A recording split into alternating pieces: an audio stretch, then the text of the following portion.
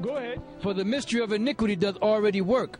Only through the Roman Empire. Go ahead. Only he who now letteth will let until he be taken out of the way. The only reason why you devils are in power because the Most High allowed you to be in power, to stay in power. But now, time and chance happeneth to all men.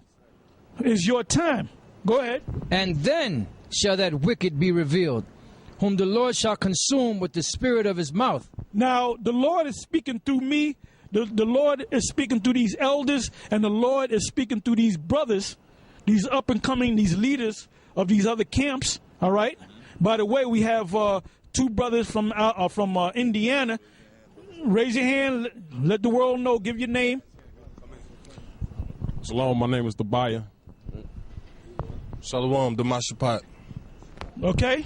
So that's the gathering of Israel, man.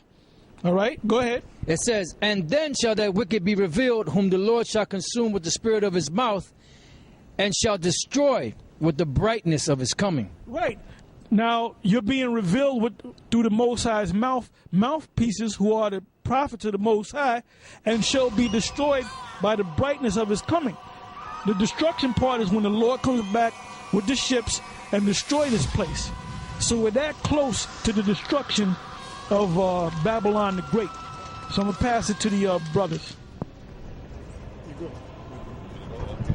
Yeah, that's right, man. The Most High, through the Spirit of Yahweh B'Shem Yahushua, is bringing his kingdom down, and he's bringing his kingdom down by way of information, man. Well, primarily the scriptures, that's the main information, but also through these other documents, okay, and these other facts that through the Spirit of the Lord Yahweh Yahushua revealed to Elder Tahar and certain other elders and brothers, like this document, the documents we bringing out. Now we right down here, and not only is the slave monument back there, which that's pretty much, that's hallowed ground. That's the burial ground, man. But you want to know what? They try to single out certain areas and say, well, that whole damn building, this whole city is a big burial ground, man. If I can say this real quick, yeah, and then like that burial ground there, there's only like less than a half an acre there left. Because the whole, even where the buildings are set up on, that's actual part of the actual burial ground. But they only allowed that little portion right there, which is less than a half an acre, to be set up as a monument for the slaves' graves.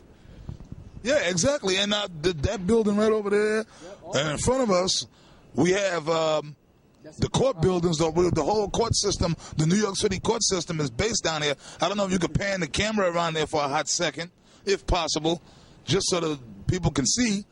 Right behind us, there's a whole goddamn Lafayette Street, which that's the so-called New York City court system. Is the whole so-called New York City judicial system. That's what you're looking at right there. Because over there they got the tombs where they lock you up. If you get locked up anywhere in New York City, you get locked up in the Bronx. They'll bring you to the local precinct or the local county jail, but 9 times out of 10, if you're going to do some time, that's for Manhattan. That's right, because each borough has its own county lockup. Like if you get locked up in the Bronx, they got a central booking in the Bronx. Well, for anywhere in Manhattan, you get locked up. If you get arrested in New York City, where like if you're in Harlem, if you're anywhere down in Manhattan, they're gonna bring you to the tombs, man. Because Brooklyn, I used to live in Brooklyn years ago. Brooklyn has its own central booking. House of Detention, which I know where the place is right down there on Atlantic Avenue over there. Right there, that's Brooklyn's central booking. But that right there is Manhattan central booking. You get locked up anywhere. You get locked up in Harlem, anywhere in New York City, they're going to bring you there, man. But that right there, when you look at it, like the brothers panned on it, it looks just like it's a replica of ancient Rome. So they set up this kingdom, and they totally designed it with the laws, with the buildings, the Roman numerals, after ancient Rome. Why? Because human beings are reincarnated, animals are reincarnated, but what you're going to find out is that kingdoms, actual daggone kingdoms are reincarnated, man. Now, ancient Rome and Greece, America's that all rolled in one. That's Greece and Rome. We here. Those actual so-called societies and kingdoms have been reincarnated in a whole different part of the world, man. But it's the same damn place. So in ancient Rome, they had the Israelites as slaves. So when America was set up over here, when them devils first started coming across this water and setting up shop over here and conquering the so-called native tribes, they brought the Israelites over here and had the Israelites as slaves over here in the New Rome. So we bringing out some of the atrocities, all right, and the information on how the Israelites, so-called Negroes, which the white man, even in the Africans, they keep pushing that African crap, which he knows damn well that they were Israelites, man. Okay? Now, Elder Gabar going to bring out some of these documents, man. Yeah, this is from rents.com. And just like Elder Tar mentioned, the so-called Jews were the ones that was the heaviest in financing the slave trade, financing the slave ships. And this is just one of many articles which backs that up. And again, like I said, this is from rents.com entitled Jewish Involvement in Black Slave Trade to the Americas. And it's dated February 24th, 2006. It says the following passages are from Dr. Raphael's book, Jews and Judaism in the United States, a documentary history.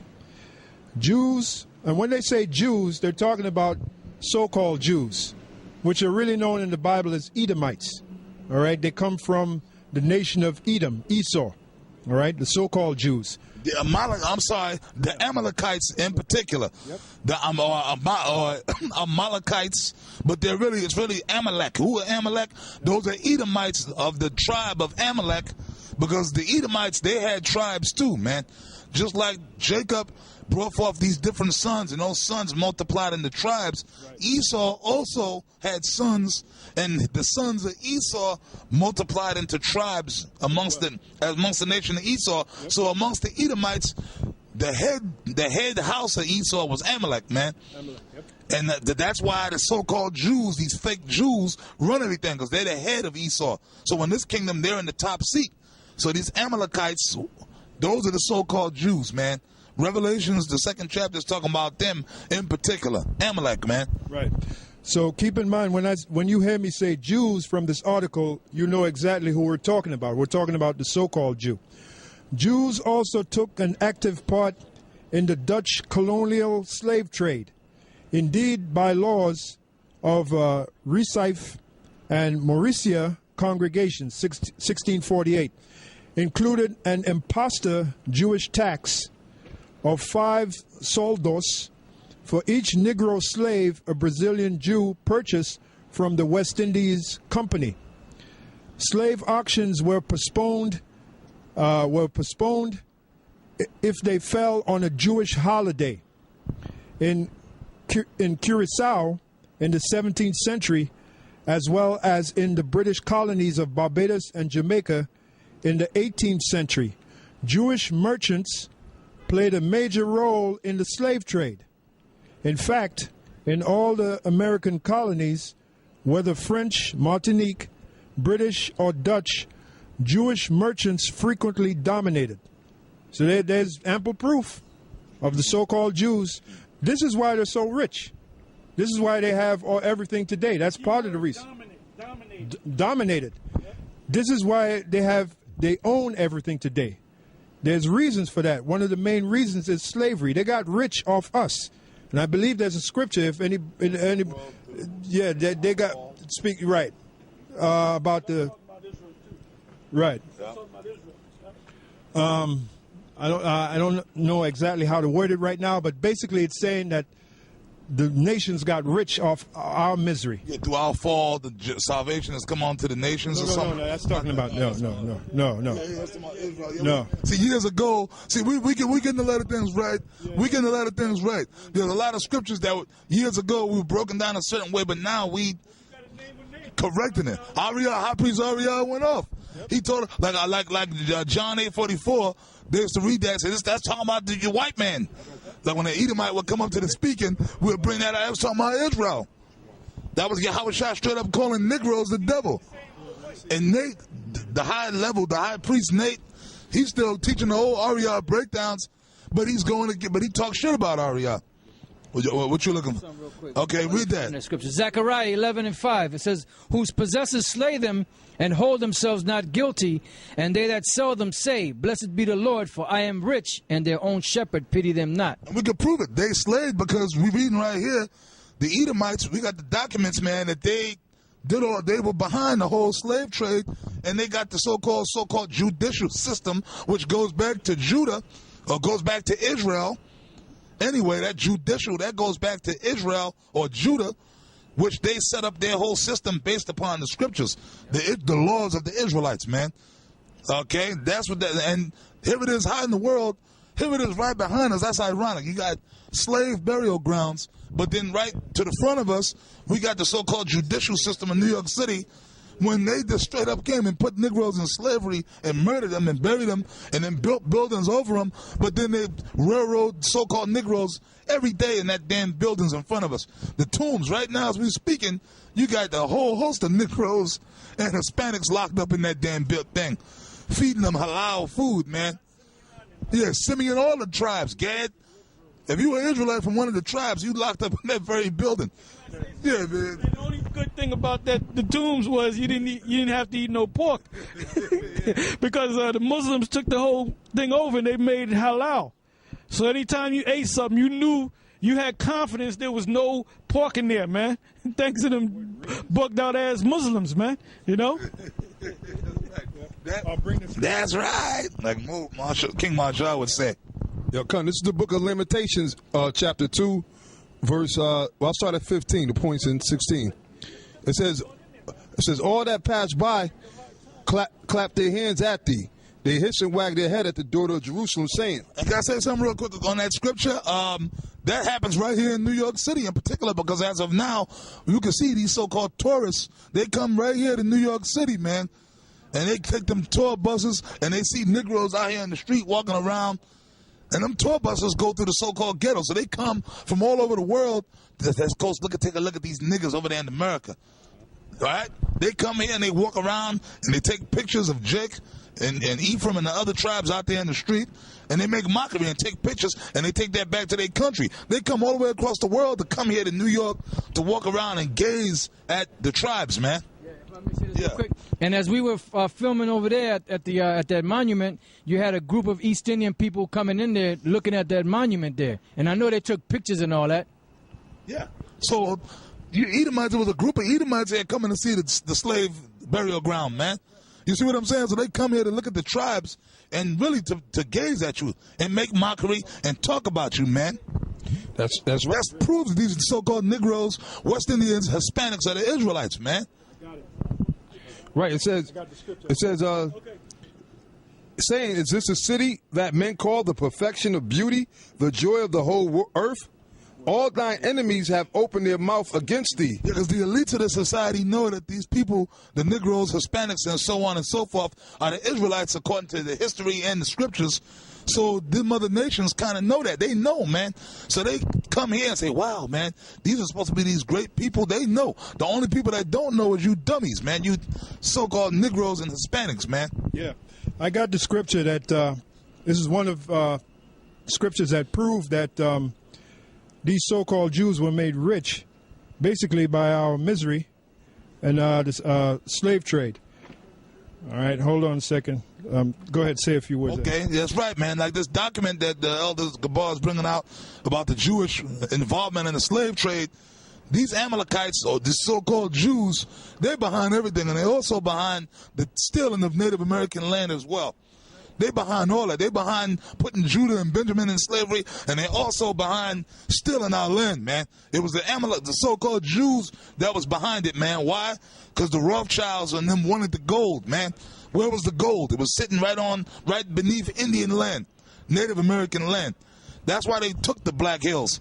That's why they sent George Armstrong Custer on that expedition into the Black Hills out in South Dakota, because there was gold out there. So Custer was working for the Rothschilds, man. That's why he went out there. That's why his orders pretty much was to rouse the Indians and get them out of there, man, so that the miners could go in there. That was the whole purpose. The army was sent in to protect the miners from Indian attack, because they had no right being on that land. So said the treaty. But the white man still went up in there anyway. So they said, look, we got to send the army in there to kick these Indians in the ass, get them on reservations in certain areas so the miners could come in and round up that gold for the bankers, man. Okay, so that was Amalek behind all that, man. This is found in the book of Revelation 18 and 13, beginning at 13. And cinnamon and odors and ointments and frankincense and wine and oil and fine flour and wheat and beasts and sheep and horses and chariots and slaves and souls of men, and the fruits that thy soul lusted after are departed from thee. This is after America's destruction, right? And all things which the souls of men, who really benefited from that? You so-called Jews. The slaves, the souls of men. We're standing here on the burial ground of what? Of the souls of the men that you destroyed. All right? The soul. Can I say something too? I'm sorry. Also, the souls of men is talking about that chip. That chip, man. Y'all want to put that chip in the people, man. And you want to make these people actual fucking living, breathing slaves with the doctrine of Satan, man. That's when you want to set up this new world order. Just like when you went, you had the real Africans go in the neighborhood huts back in Africa after we fled Jerusalem from Roman persecution. And we fled into Africa. You had the real Africans come in the neighborhoods and grab up Jake and carted him down to the slave ships, which you financed, you so-called Jews. Then you had to make that passage from Africa to America. And as I was reading the document, which Elder Tar printed, all right, I was reading the document, and some of these Jakes were lying in human excrement, that shit, for about 3 months. Because the journey took from Africa to America, the journey took about 3 months. And they would lie on them ships. Now imagine this. Play this picture in your head. You got Jakes laying in human excrement shit for about 3 months, which it took the length of the trip. All right? And you so-called Jews, your descendants, you're responsible for that. And you don't want that information coming out. You don't want it coming out. That's why when we make videos like this, you will delete it. You'll get rid of it. If you say something real quick, Salaki. And the main companies that they used was the British East India Company and the West East India Company, which was them so-called Jews that owned those ships, that rented those ships out to these people that were to the other Edomites that were shipping the Israelites from West Africa over here to this side of the world as slaves. That's right. Yeah, you mentioned the East British East India Company. One of the owners of that company was a man by the name of Elihu Yale, and he was the founder of Yale University. And that's one of the most prestigious universities in this country, Yale and Harvard. If you have a child that goes to that's accepted to Yale or Harvard, you know, you doing something, all right? You're doing good. You're doing damn good. You up there, all right? You got a lot of money, or your son is a double genius, okay? But anyway, it was Elihu Yale that he founded Yale University, which that was his name. And we did a special on that about maybe 6 months ago on the on Yale University, and we focused on the what's this tomb? What's that? The Skull and Bones. The Skull and Bones. Yeah. All right. Yeah. And what I found out, I did some research. I had a whole lot of documentation, and I found out that there's several secret societies up there at Yale University, man. Wolfhead, I think Key and Scroll. There's many of them, and most of your newscasters, politicians, captains of industry, CEOs, bank presidents, most of your prestigious people, they come out of these